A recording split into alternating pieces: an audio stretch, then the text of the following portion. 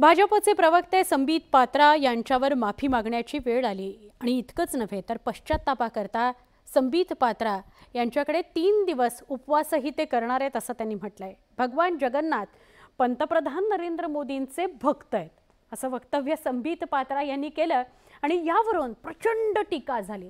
त्यामुळे संबित पात्रांची चांगलीच कोंडी झालेली आहे। मोदी जी के भक्त महाप्रभु हैं। मोदी जी के भक्त महाप्रभु हैं। भाजपचे प्रवक्ते संबित पात्रांनी केलेलं वक्तव्य त्यांना गोत्यात आणणारं ठरलं।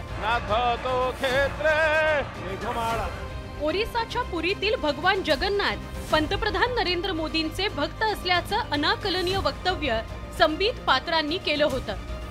ओडिशातील पुरी याच लोकसभा मतदारसंघातून संबित पात्रा भाजपच्या तिकिटावर निवडणूक लढवत आहेत। लोकसभा निवडणुकीचा प्रचार करताना उमेदवार संबित पात्रांनी हे अनाकलनीय वक्तव्य केलं।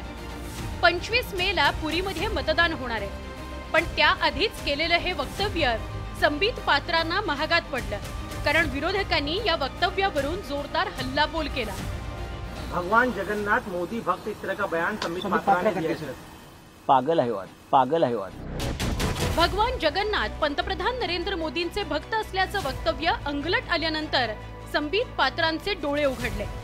चुकीचं वक्तव्य केल्याबद्दल त्यांनी सपशेल माफी मागितली। निवडणुकीच्या प्रचारात ठिकठिकाणी पंतप्रधान नरेंद्र मोदी भगवान जगन्नाथाचे भक्त असल्याचं वक्तव्य केलं होतं असं संबित पात्रांनी सांगितलं। मात्र एका ठिकाणी उलट वक्तव्य केल्याची चूक झाली असं संबित पात्रा यांनी मान्य केलं।